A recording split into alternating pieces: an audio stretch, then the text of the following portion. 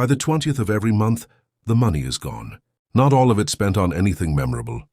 Not gambled away or wasted on something foolish.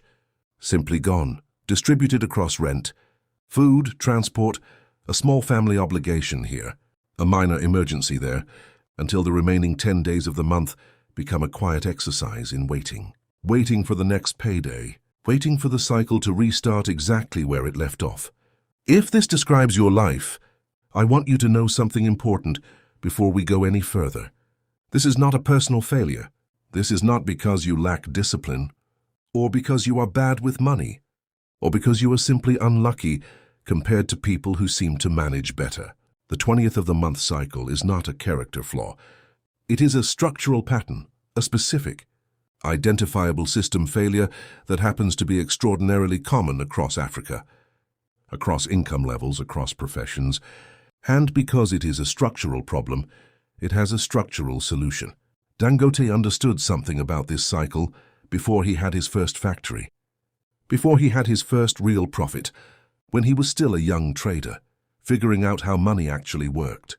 He understood that the gap between people who escape this monthly cycle and people who remain trapped in it for their entire working lives is almost never about how much they earn.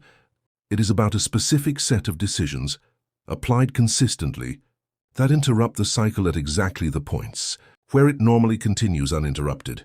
Today I'm going to show you exactly where this cycle comes from, why it traps people regardless of income level, and the specific system to break it permanently, starting with your very next payday. Why this cycle exists regardless of how much you earn. Here is something that will surprise you, and that I want you to sit with for a moment. People earning significantly more than you are often experiencing exactly the same cycle. Not always, but far more often than you would expect. The specific number on their payslip is larger. The specific date when the money runs out has simply moved a little, further into the month. But the underlying pattern, earn, spend, run dry, wait, is identical. This tells us something critical. The 20th of the month problem is not primarily a function of income level. It is a function of how income is structured and managed the moment it arrives. There is a well-documented behavioral economics principle called lifestyle inflation, or what researchers sometimes call the hedonic treadmill of spending.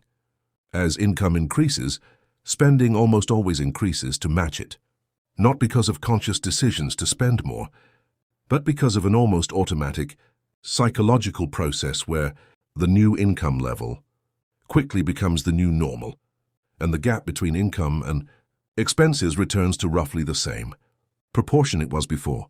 This is why a trader earning a modest income and a salaried professional earning several times more can both find themselves with nothing left by the 20th of the month. Their absolute numbers are different. Their relationship to those numbers is identical. Understanding this is liberating in an important way. It means the solution is not primarily about earning more, although that helps. The solution is about restructuring the relationship between when money arrives and when it gets allocated. The four forces driving the cycle, let me break down exactly what creates this pattern, because you cannot interrupt a cycle you do not fully understand. The first force is what I call sequential allocation, spending. Money in the order that needs arise, rather than according to a predetermined plan. When income arrives without a plan already in place for how it will be divided, the money gets allocated to whatever need presents itself first, loudest or most urgently. Rent is due, so rent gets paid. A family member calls with an urgent need, so that gets paid. Food needs to be bought, so that gets paid. By the time any thought is given to saving or investing, the money that would have gone toward those purposes has already been absorbed by whatever arrived first in the sequence of demands. This is precisely backward from how wealth gets built. But it is also completely understandable, because without a deliberate system in place, sequential allocation is simply what happens by default. Nobody chooses it. It happens automatically, in the absence of a different structure. The second force is the elasticity of obligations, the way that financial obligations tend to expand to match whatever resources are available. This shows up specifically in family and community financial expectations, which tend to calibrate themselves to perceived ability to pay. As income rises even modestly, the expectations placed on that income often rise correspondingly. A small raise frequently gets absorbed almost entirely by slightly higher expectations from family obligations, slightly more expensive social commitments, slightly increased lifestyle costs, until the proportion of income available for personal, financial progress remains stubbornly similar to where it was before the raise. The third force is what behavioral economists call present bias, the well-documented tendency of human psychology to weigh immediate needs and immediate gratification far more heavily than future benefits, even when the future benefit is objectively larger. This is not a flaw specific to anyone reading this. It is a near-universal feature of human cognition, observed across cultures, income levels, and education levels worldwide. The 20 that could become $200 in a few years through disciplined saving feels abstract and uncertain. The $20 that solves an immediate problem today feels concrete and real. Present bias means that, absent a specific structural intervention, the immediate problem will almost always win. The fourth force is the absence of a visible alternative. This is perhaps the most overlooked factor of all. Many people remain trapped in this cycle not because they lack the discipline to escape it, but because they have never seen, in concrete and specific terms, exactly what an alternative system would look like in practice. Vague advice to save more or spend less provides no actual structure to follow. Without a specific system, the cycle continues simply because nothing else has ever been clearly demonstrated as a viable replacement. The system that interrupts the cycle. Now let me give you that specific system, not vague advice. A concrete structure that interrupts each of the four forces we just identified, applied from the very moment your next income arrives. The first intervention is pre-allocation. This single change addresses the sequential allocation problem directly, and it is the most powerful single intervention in this entire system.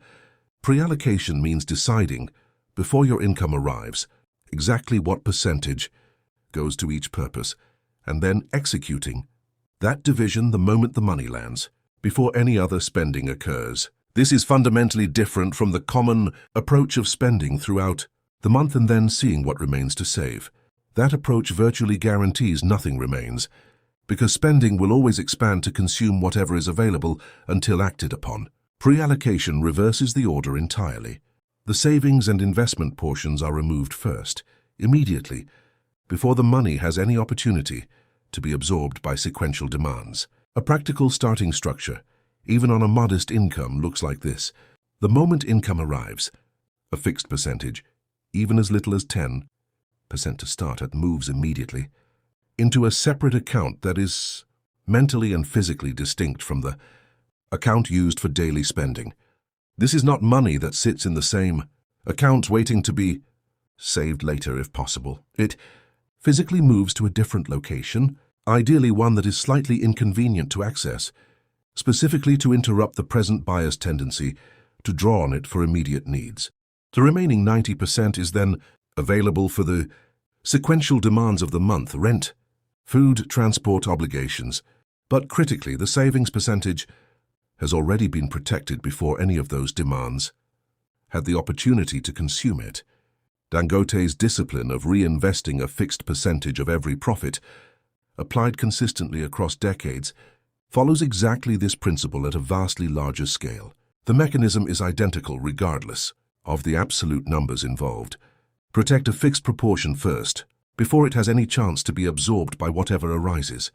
The second intervention is obligation boundaries. This addresses the elasticity of obligations problem directly. The specific action here is establishing, in advance, a fixed maximum amount that goes toward family and community financial obligations each month, communicated clearly and consistently, rather than negotiated reactively each time a request arrives. This does not mean abandoning family responsibility. It means converting an open-ended, elastic obligation into a defined, sustainable one, rather than each request being evaluated and granted individually, which allows the total obligation to expand without limit as expectations Gross as a fixed monthly amount is determined based on what is genuinely sustainable, and that amount becomes the consistent answer to ongoing requests. When the amount is fixed and clearly communicated rather than elastic and reactively negotiated, two things happen. The total financial drain becomes predictable and bounded, rather than expanding indefinitely. And the relationships involved often become healthier because clear and consistent. Boundaries tend to produce less resentment over time than boundaries that shift unpredictably from situation to situation. The third intervention is the friction principle. This addresses present bias directly by deliberately introducing inconvenience between the impulse to spend savings and the actual ability to do so. Present bias is powerful, precisely because immediate spending is frictionless. The money is right there, accessible, and the impulse to use it for an immediate need can be acted upon instantly. The friction principle counters this by deliberately making the savings and investment portion of income slightly harder to access than the daily spending portion.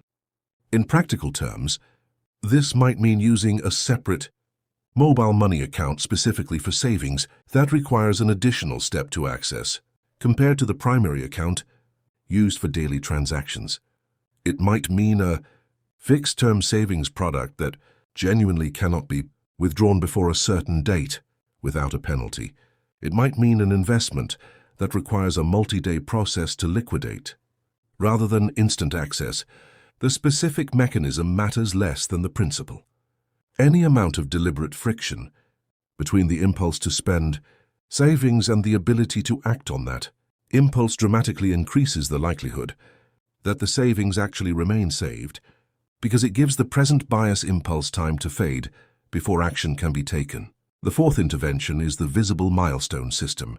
This addresses the absent alternative problem by creating concrete, visible evidence of progress that did not previously exist. Many people abandon savings attempts not because the system fails technically, but because the absence of visible progress makes the sacrifice feel pointless. A small amount saved each month, with no visible tracking or milestone structure, can feel like an abstract exercise that produces no tangible sense of advancement. The fix is straightforward. Establish specific visible milestones. The first $50 saved, the first $100, the first $500, and mark each one explicitly when it is reached. This can be as simple as a written note, a specific celebration, or a deliberate moment of acknowledgement. The psychological function of this milestone marking is significant. It converts an abstract ongoing sacrifice into a concrete sequence of achieved goals, which sustains motivation through the months, where progress would otherwise feel invisible and unrewarding.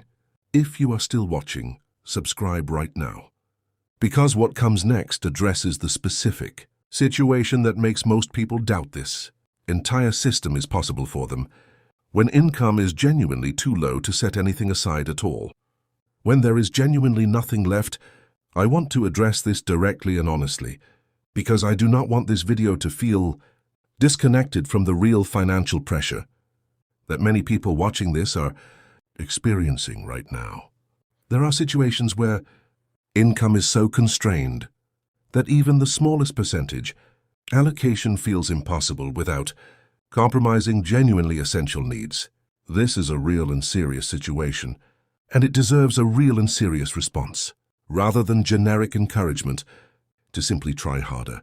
In this specific situation, the first intervention is not in the allocation system at all. It is in the income itself. Before any saving system can function, there must be some margin between income and essential expenses, even a very small one. If that margin genuinely does not exist, the priority becomes identifying any possible way to create even a small one, whether through a modest increase in income through additional work, or through identifying any expense category, however small, that can be reduced without compromising genuine essential needs. This might mean the second income, strategies that allow even a small amount of additional earning capacity, separate from a primary income that is already fully consumed by essential needs. This might mean a careful, honest review of expense categories that feel essential but may contain some room for reduction if not, eliminating necessities, but distinguishing genuinely essential spending from spending that has simply become habitual without examination. The goal in this specific situation is not to implement the full system immediately. It is to create the smallest possible margin, even 5%, even a few dollars per month, and apply the pre-allocation principle to that small margin specifically. The amount matters far less than the establishment of the pattern. A small amount saved consistently, with the full system applied to it, builds both the habit and the psychological evidence that escape from the cycle is genuinely possible, evidence that becomes essential as income hopefully grows over time. What changes over 12 months?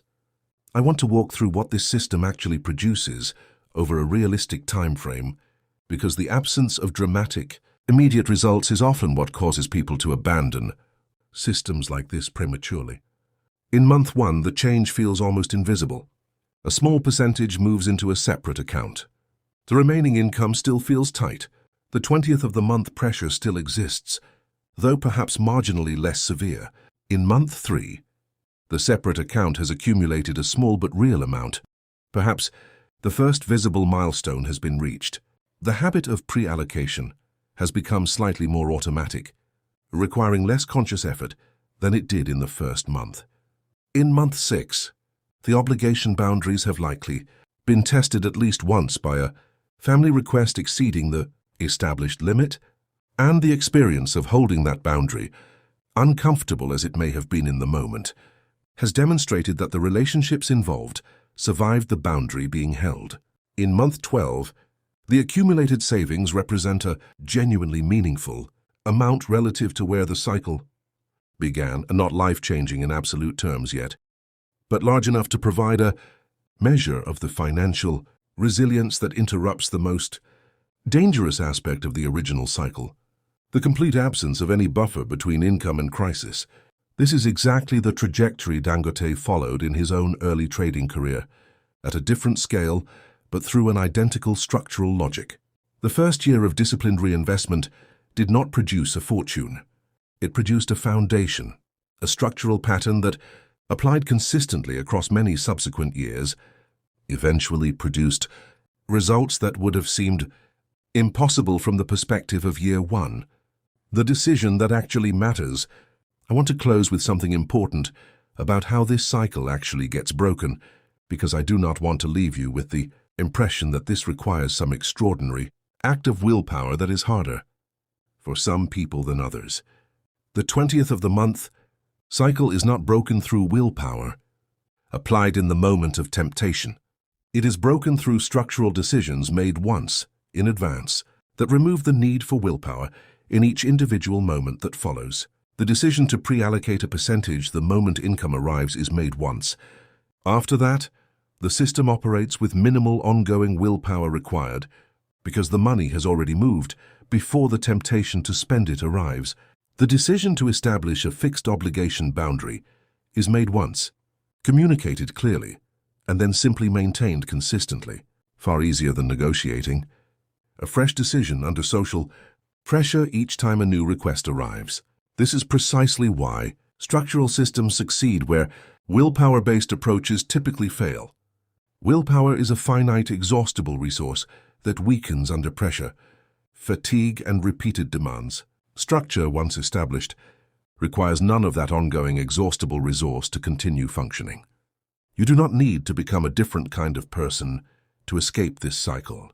You need to build a different structure around the same person you already are, one that works with how human psychology actually functions, rather than depending on willpower that depletes exactly when it is needed most. Start with your very next payday. Decide the percentage before the money arrives. Move it immediately, before any other spending occurs. Mark your first milestone when you reach it. The cycle that has repeated every month for years can end on this specific one, not through extraordinary effort, but through a structural decision made once and maintained consistently. From this point forward, if this video gave you something you can apply, starting with your next payday, subscribe, because next week we go deeper into exactly how to build your first $1,000 in savings once this system is in place. See you there.